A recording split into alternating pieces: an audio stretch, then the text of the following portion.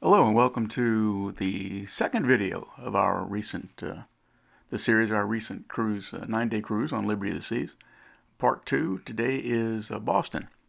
And Boston's a great place. It was our first visit. If you're into history, it's an outstanding place to visit. As you can see, it was a little cloudy, overcast. Lots of this cruise was overcast and foggy, but the temperatures were nice. As you sail into the port here in Boston, on the port side, left side of the ship, you cruise by Castle Island. It's no longer an island since 1928 with landfill. It's now attached, but it was an island. The site of Castle William. It was a fortification built in 1634. This was, during the American Revolution, the main military base for the British Army. Now, after the British evacuated in 1776, it was partially destroyed, then rebuilt. You can visit it now. Now, the port itself, Black Falcon Cruise Terminal, is an industrial area. Here we're watching some buses arrive as they come to pick up passengers. Today, in this tour, we decided to do the hop-on, hop-off Old Town Trolley tour. Now, we're doing it not so much for the tour itself, but we're doing it as a means of getting around the town. Because to walk to Boston Common or Quincy Market, it's probably a little too far to walk from the terminal, so you need to find a way to get there. And we decided the hop-on, hop-off trolley would be the best bet. Not only will it get us to where we want to go, central Boston, but it'll also get us around the entire city. And that's a bonus. We have all day here. The entire trip around the circuit on the trolley is about 2 hours, perhaps a little bit more. So we're going to use it as basic transportation, and we did it as an excursion on the ship. You don't have to do the excursion. There's a kiosk located within walking distance of the terminal that you can buy your ticket and do the bus tour. So we went through the terminal here. We got our stickers, and we're going to get loaded on a bus, on a trolley. Now, of course, during the course of the day, you may travel on many trolleys. That's not a big deal. The original of the map that you usually look at online shows 14 stops. There are actually a bit more. On cruise days, they do come in and make a stop here at the terminal, at Black Falcon Terminal. So that's handy to know. That's the Old North Church in the background there. The thing to understand is central Boston's kind of compact, and you can get to the same places from several stops. Stop 1, stop 5, stop 13, stop 14. You can walk to Quincy Market, Faneuil Hall, Boston Common, Granary Burial Ground, all these places. So you can kind of just do what you want and go with the flow here. So it worked out very well for us. Not trying to sell tickets for the trolley, but you're going to need a way around town. We actually had enough time to get off where we wanted to get off, see what we wanted to see, and then before going back to the ship, take the entire trolley around again. Now we're approaching the Navy Yard, and the Navy Yard is where the USS Constitution was built and where it is presently located. Old Ironsides, commissioned in 1797 by the Washington administration. That in the distance is the Bunker Hill Memorial. The Charleston Navy Yard here. We were a little early to visit the Constitution. There it is in the background. You do have to go through airline type security to get on it. And mind you, later when we came by here, there was a long line waiting for the trolley. And I guess that's kind of a downside on the trolley because you can run into some lines. The trolley comes around every 20 or so minutes. And we never had a problem with it, but I can see where perhaps it could happen at high density times. But it's a good way to get around town, and you want to go to the places that you heard about, Quincy Market, those places. But on the trolley, you have other options. You may not think about jumping down at Fenway Park and going to the Fenway Park gift store and that kind of thing. So it gives you a lot of options. That's Quincy Market in the background there, and you'll see more of that shortly. But for us, it did work out. It was a good way. I suppose you could have used a number of Ubers to go around, but this worked out better. That's Faneuil Hall, statue of Samuel Adams. We'll come back there as well.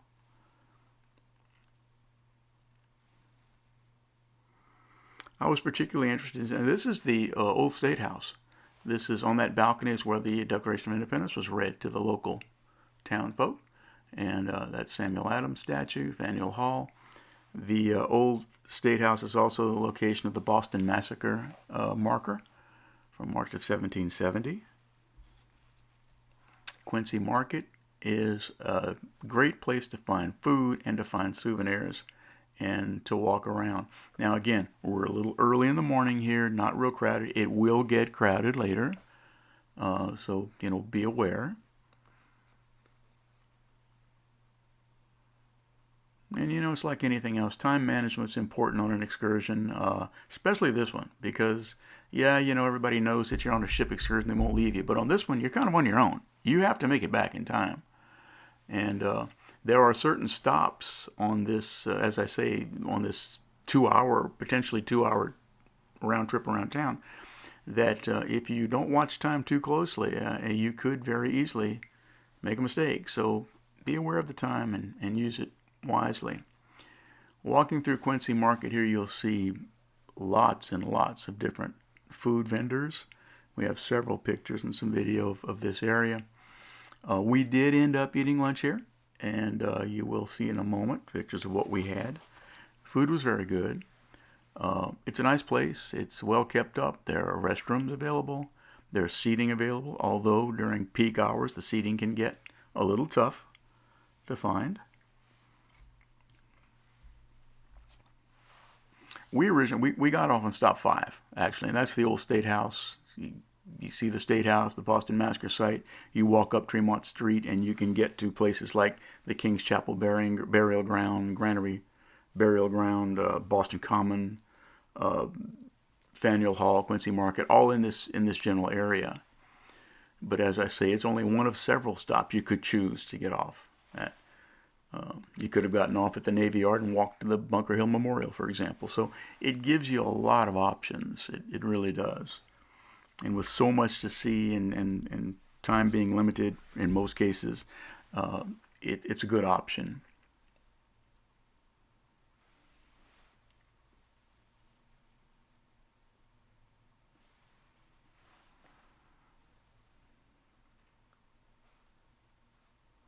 And I think, like most people, you want to try the local, like Boston chowder there on the right? Well, you want to try lobster rolls, you want to try chowder, that sort of thing.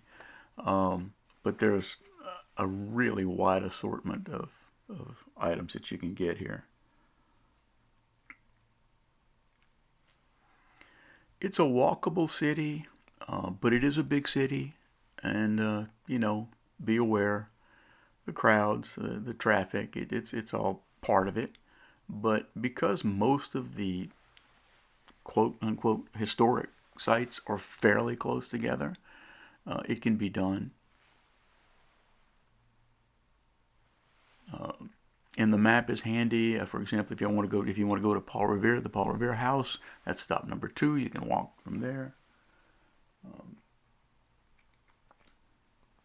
Old North Church would also be stop 2. So it's a good way to get an overview of the entire experience.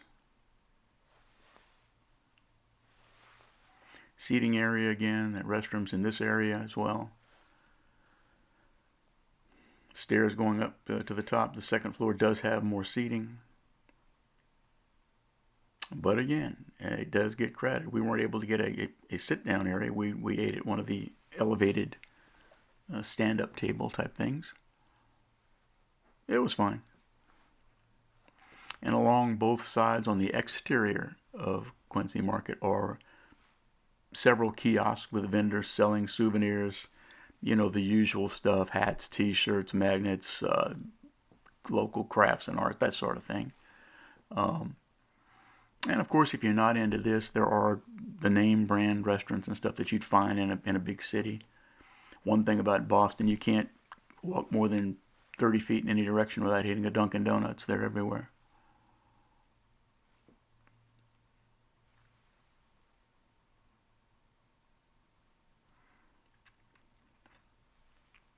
But if you want to see these sites and you're intimidated by the big city, don't be. This is a way to get it done pretty easily. Um, and again, you take the worry of transportation kind of out of it this way.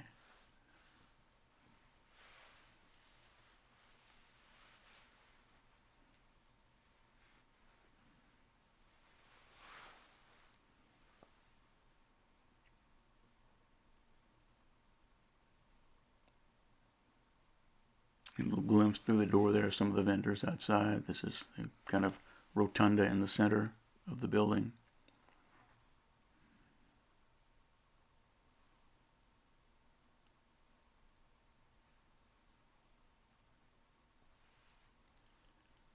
It is an interesting place, and like I say, if you're into history, Boston won't disappoint. I suppose if you had more time, you could spend a good part of the day at any number of these places. But trying to get a taste of it, a piece of it during a 1 day visit, you want to try to cram in as much as you can.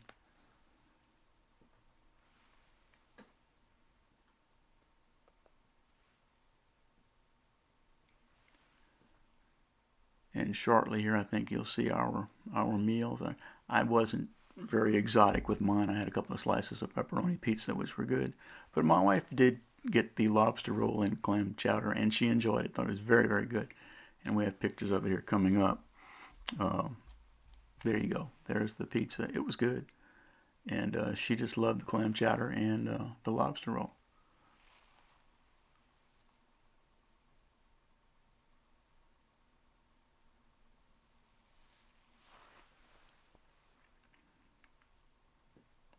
Now, this is the King's Chapel burial grounds.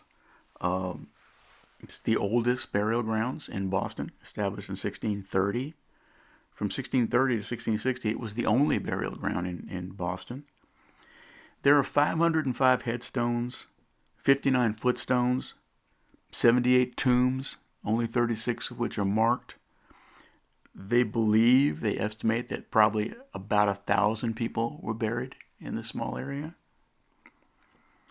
Um, Many Puritans, the parents of Ralph Waldo Emerson are buried here. Um, as you can see, it's a quiet, respectful place. Many of the stones are in poor condition. They're barely legible, but it's a beautiful place to visit.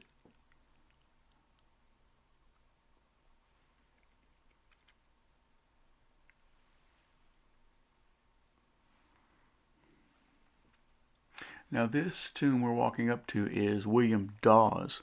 He is one of the two other men who rode with Paul Revere on their midnight ride. Three men actually rode. They went in different directions. William Dawes was one of them, to warn the countryside that the British were moving inland.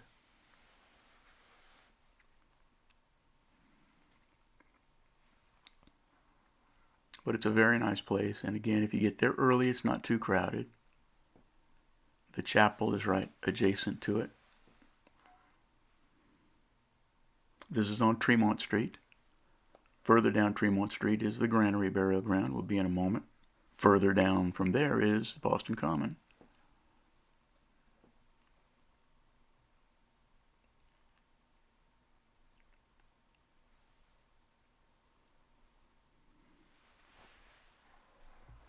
Walking toward the chapel, and we'll be making our way down Tremont Street.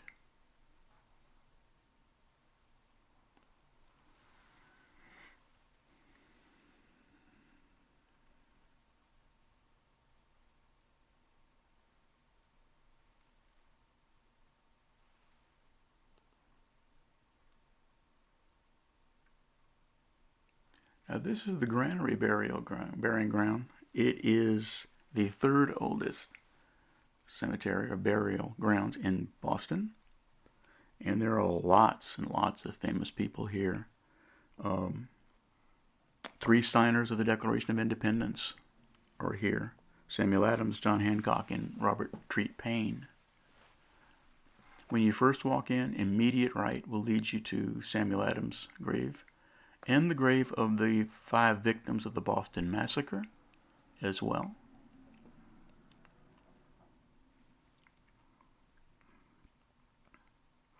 Now this burial ground was founded in 1660. There are 2,345 markers. They estimate that there are about 5,000 burials here. Again, scenic, quiet place, respectful place. In the background, that obelisk is the grave of Benjamin Franklin's parents. He is buried in Philadelphia.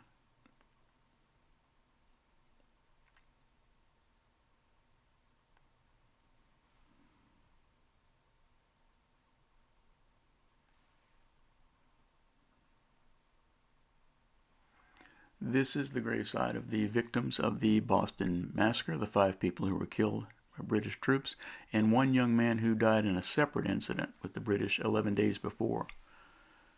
And this is a Samuel Adams gravesite.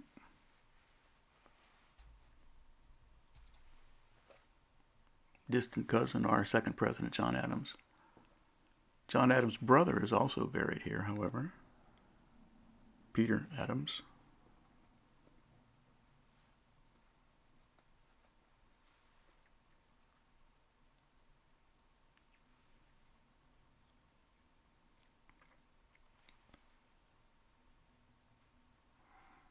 Most of the notable grave sites have a little American flag next to them, although every once in a while they don't. You'll run across one that you recognize.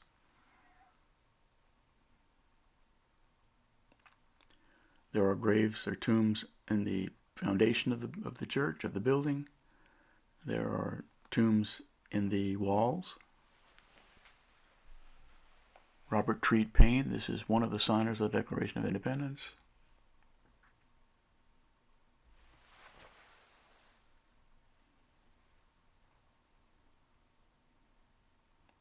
It's a quiet place on a very busy street.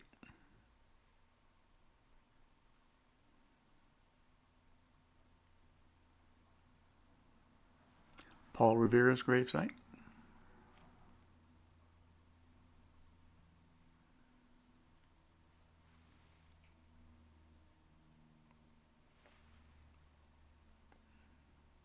And again, as you can see, sometimes the markers are in poor condition. Peter Faneuil, the benefactor of Faneuil Hall. James Bowdoin, he was the second governor of Massachusetts. This is a gravestone of Frank. He was a servant to John Hancock, and that is John Hancock's grave. Evidently, Hancock thought enough of him to have him buried in his own plot, the family plot. Again, the Franklin, parents of Benjamin Franklin. And then we walked a little further down to Boston Common.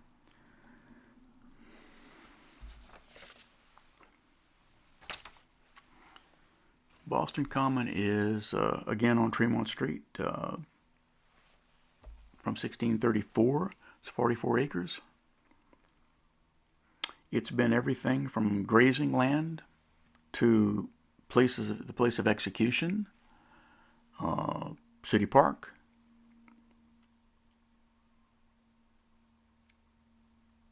site of the Boston Bread Riot in 1713. This was also where the British had a military encampment during the Revolutionary War. When they left that night to go toward Lexington and Concord, they left from Boston Common.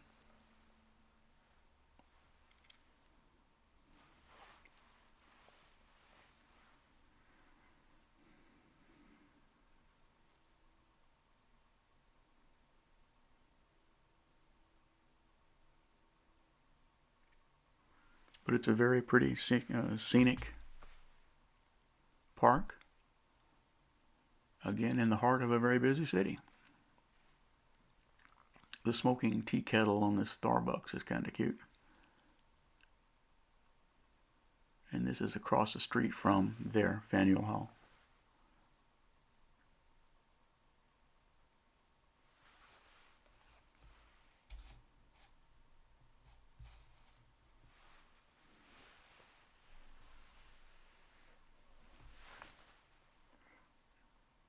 I believe this is an exit to from Copp's Hill.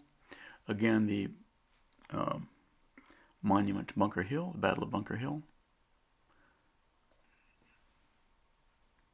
The architecture is very, very pretty. I like the red brick. Now I assume that most of these, or many of these really old buildings, are nationally historic protected areas, and I'm sure that altering their facade is probably illegal.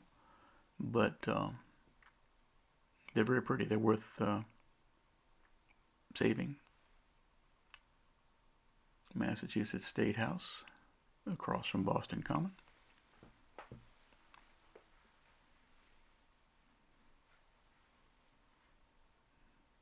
There's also, along one road, on one side of Boston Common, is the Cheers bar, if you're a fan of the television program Cheers. I've got a couple of little clips coming of it, but I was on the wrong side of the trolley. Didn't get really good video, but gives you an idea. I understand that nothing on the interior looks anything like it did in the show, but on the second floor there is a complete mock-up of the Cheers bar from the television program.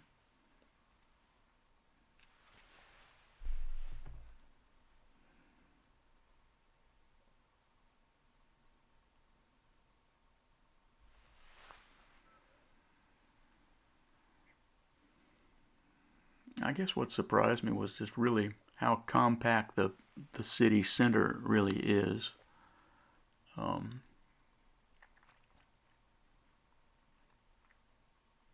That part of it, at least, is very walkable.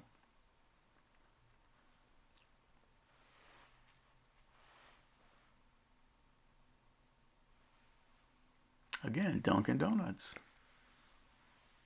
I think it was founded just outside of Boston, a suburb outside of Boston. Perhaps that's why there's so many in the area.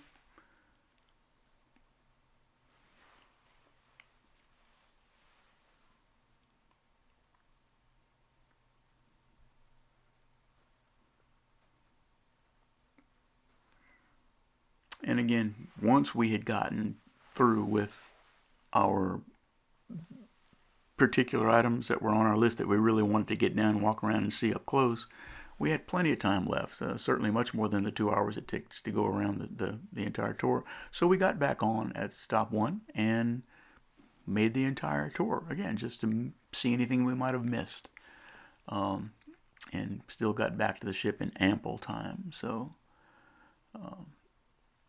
overall, it was a system that worked quite well for us, and might for you as well, depending on what you're looking to do. It certainly is a very easy option. This is the short video. Like I say, I was shooting from the wrong side of the trolley, but that is the entrance to the Cheers bar. And of course, there's scaffolding in front of it. They were doing work.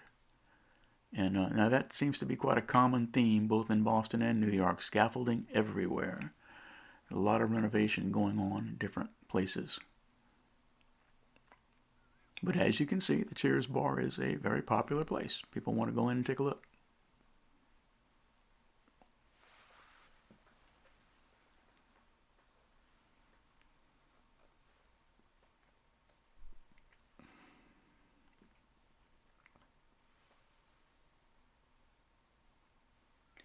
But you get to go through some parts of the city, residential, or what used to be older residential areas, and see these really beautiful buildings that probably still are individual homes. Some of them are businesses.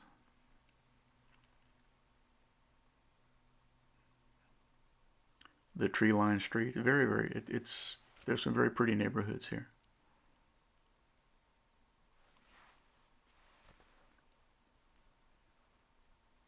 Again, the architecture is very impressive.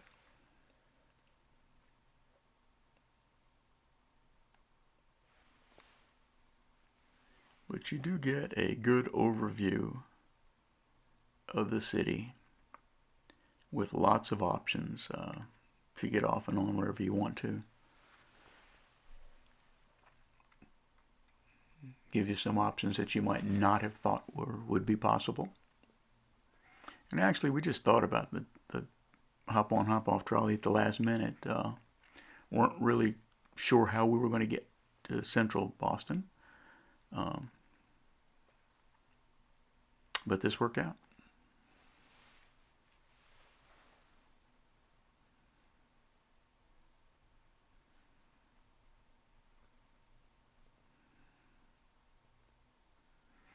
And again, on days when ships are in port, the trolley will make that the last stop.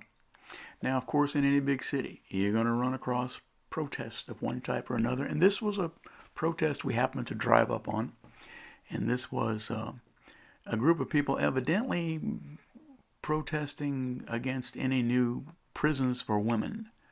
They believe that women should not be imprisoned. Not sure. But it was interesting to watch, and they held up traffic briefly. It wasn't a big deal, but you never know what you'll see in the city.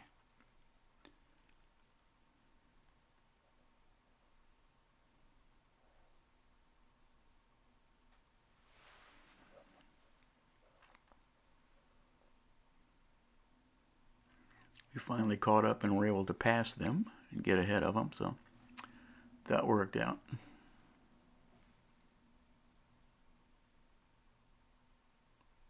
They didn't seem to be drawing too much support from the local crowd, I must say that. But they were active, they were loud, they were enthusiastic.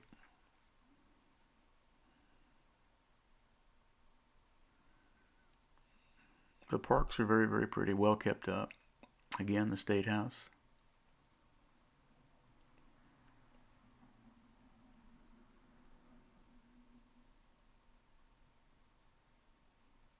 That's the Old South Meeting House, I believe. And this is the so-called location of the Boston Tea Party. It's actually not. The Boston Tea Party site is actually to the left of this, under a hotel parking lot that has been reclaimed by landfill. But this is close. This is close to where the Tea Party occurred, and this is where the little museum and the replica boats are. The tea ships that were in the harbor at the time. They were the Dartmouth, the Eleanor, and the Beaver. And we finally end the tour back at Black Falcon Cruise Terminal. And it was a very, very pleasant day, a pleasant tour, and certainly recommend it. And I hope you enjoyed the video. I know it was a bit long. Apologize for that, but appreciate all of our subscribers, and we're looking for more. And stay with us, and we'll have another video soon. Thanks for watching.